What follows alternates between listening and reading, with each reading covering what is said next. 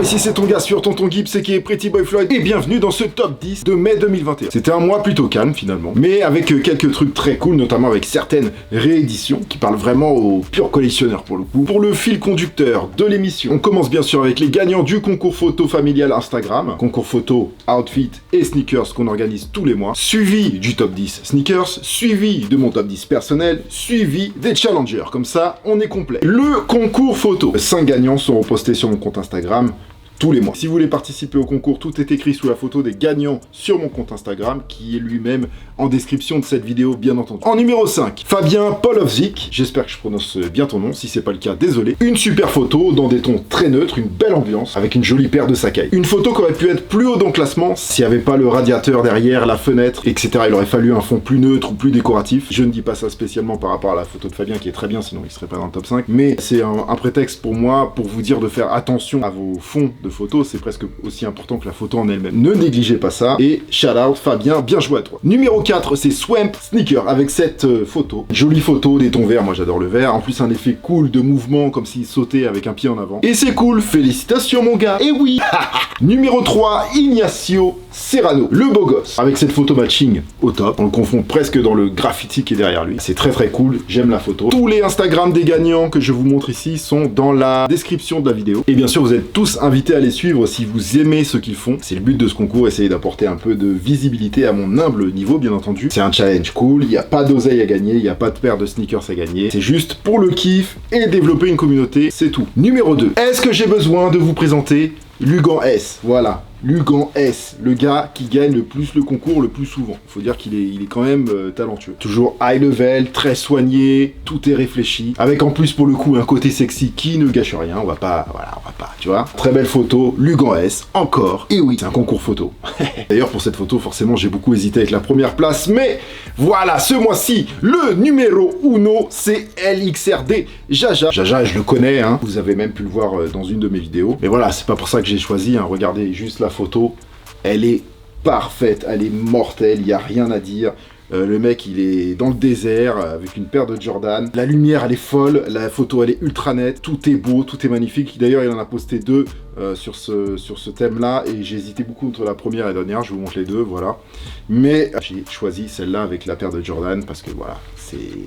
Je trouve que la photo, elle est ouf. Voilà, je vous invite à aller la voir en vrai. Elle est magnifique, la photo. Donc Jaja, bah félicitations, mon gars. Ne vous laissez pas avoir par des photos qui sont trop belles et que ça vous décourage. Au contraire, c'est bien dans le sens, si ça peut vous motiver justement à chercher des idées, à chercher des choses. Je vous rappelle que c'est un concours photo ouvert à tous, professionnels, amateurs. Tout le monde peut participer et croyez-moi, vous pouvez aussi faire des très belles photos avec un smartphone. Même s'il faut peut-être plus réfléchir à une composition, faire plus attention à la lumière, parce qu'il faut une belle lumière pour avoir des belles photos bien nettes. Et l'important c'est de participer, parce que vous êtes aussi visible ici à côté de moi.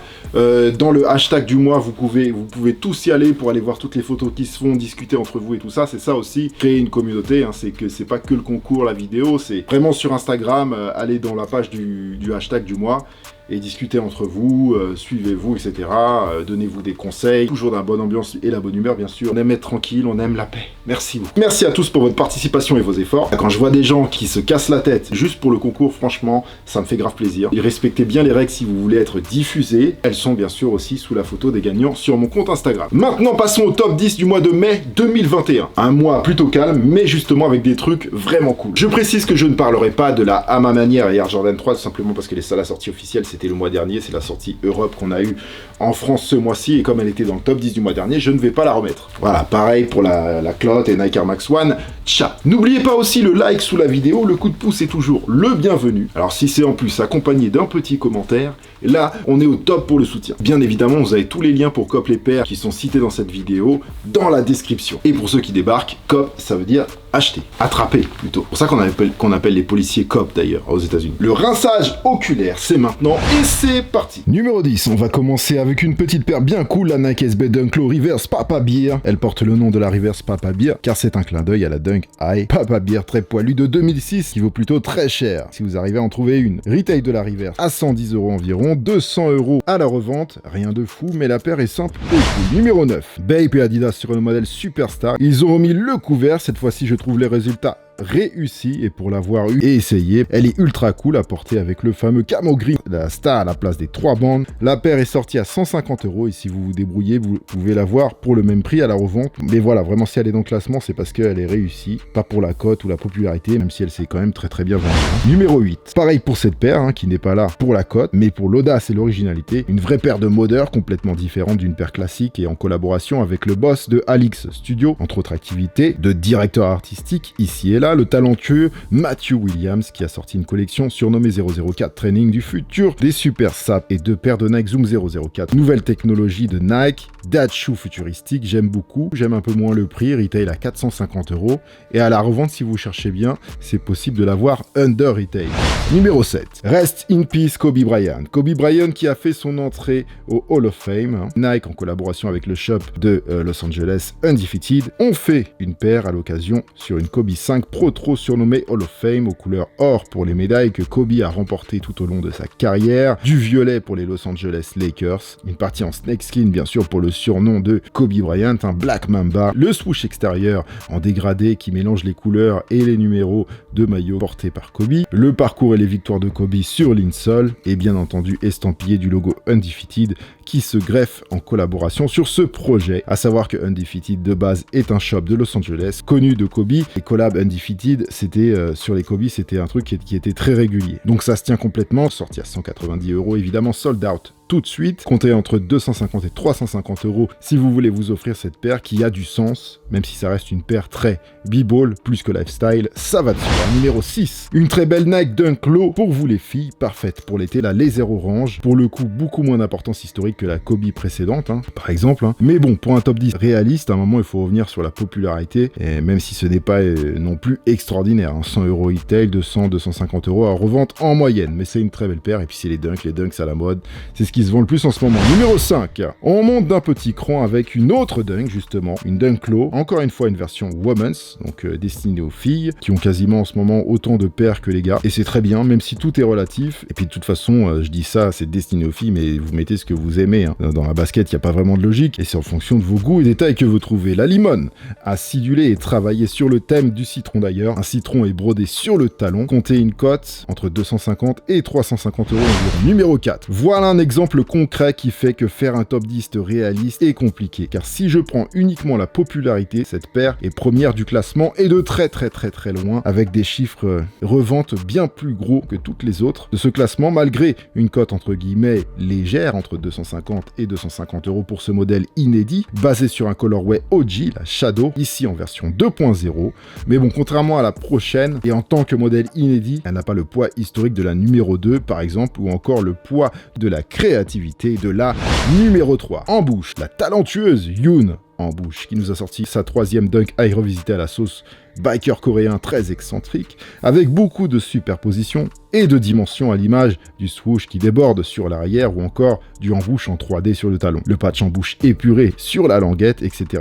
Beaucoup de taf sur cette paire, j'aime beaucoup, plutôt populaire à la revente et avec une cote à 350 € en moyenne. Numéro 2. Alors là, même si on n'est pas du tout dans l'esthétique des paires qui se vendent en ce moment aujourd'hui, on est véritablement dans une vraie paire de collection avec la magnifique et surtout légendaire LeBron 8 South Beach, inspiré des couleurs de Miami Vice, de la série Miami Vice choisie par monsieur LeBron lui-même, qui célébrait en 2010 sa première saison chez les Heat de Miami. Elle était sortie en quantité très limitée, uniquement chez quelques retailers b-ball de Miami, et notamment à l'ouverture du nouveau HOH de Miami, le 16 octobre 2010. Pour la plupart des Français, c'est pas une paire parlante, mais aux États-Unis, c'est une paire, cette paire-là, c'est quelque chose. Un vrai Graal, alors l'avoir réédité 10 ou 12 ans plus tard, c'est du feu. Pour l'instant, elle a une cote entre 350 et 400 €, mais pour la France, je crois qu'il y a des shops qui l'ont pas encore eu, qui vont la recevoir peut-être en décalé, comme ça arrive souvent en ce moment d'ailleurs. And the number one is...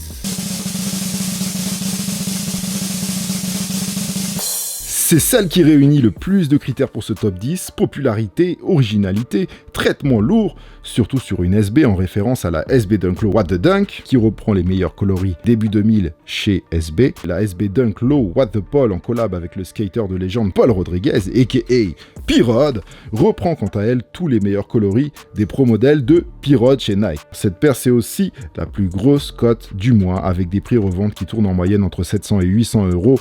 C'est pas rien, mais la paire au-delà de tout ça est réussie. Maintenant, mon top 10 personnel, sans rentrer dans les détails. Alors en 10e position, moi j'aurais mis la Nike Dunk Low Premium Giraffe Print, que je trouve vraiment très belle, elle est dans les challengers. J'aurais mis aussi encore une autre challenger, les Casablanca et New Balance 327 Red, voilà, qui s'achètent à la revente au même prix qu'en magasin, donc c'est pas un problème. Allez-y, les liens sont dans la description. J'adore les Vans Slip-On pour le 10e anniversaire qu'ils ont fait en collaboration avec Kiss, sont magnifiques. Ensuite, numéro 7, la Nike Dunk Low Women's Laser Orange, comme quoi, hein, vous voyez. En numéro 6, voilà, même si je suis pas fan, c'est pas une silhouette dont je suis fan, mais juste pour l'histoire, le respect et tout ça, et pour l'avoir dans une collection, c'est important, la collaboration Undefeated et Nike Kobe 5 Pro Tro Hall of Fame. En numéro 5, voilà, ça pue les années 90, c'est mortel, c'est la nostalgie, les Reebok Pump Omnizone 2 White Black Orange. En numéro 4, je vous l'ai dit, je l'adore, les Matthew Williams et Nike Zoom 004, les deux paires. En numéro 3, la Air Jordan 1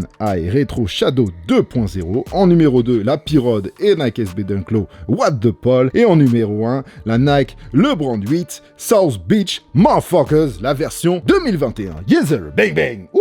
Yeah. Maintenant les challengers, donc des paires qui auraient pu figurer dans ce classement sans rentrer dans les détails et sans ordre de préférence, merci beaucoup. Et je ne mets pas tous les challengers et je précise aussi que je ne vais pas répéter les challengers qui étaient dans mon top 10 personnel juste avant. Alors c'est pas vraiment une sneakers mais bon, on va la mettre, les Adidas Yeezy Foam Runner dans sa version Mineral Blue parce que la scène qu'il y a eu c'était un restock bien entendu. Les Air Jordan 3 Retro Rust Pink, une version Women's pour vous les filles, elle est magnifique. Alors ça c'est très limité mais vraiment ça va parler que aux modeurs, je crois que c'est sorti que en Angleterre, comme des garçons qui a collaboré avec Nike cette fois-ci sur un modèle carnivore. Ça c'est vraiment pour les gens qui veulent se détacher un peu. Et c'est très limité, c'est assez cher, etc. Ça, figurez-vous qu'il y en a encore, les Keith Haring avec Converse sur le modèle Chuck Taylor 70, magnifique. Les Stingwater et Nike SB Dunk Low, Magic Mushroom, joli concept. Je pense que la paire aurait pu être plus réussie que ça parce qu'il y a des bonnes idées dessus. La collab suprême et Nike Air Max 96, un très joli pack tout en transparence. Les Nike LeBron 8 V2 Low Miami Night, version 2021 bien entendu.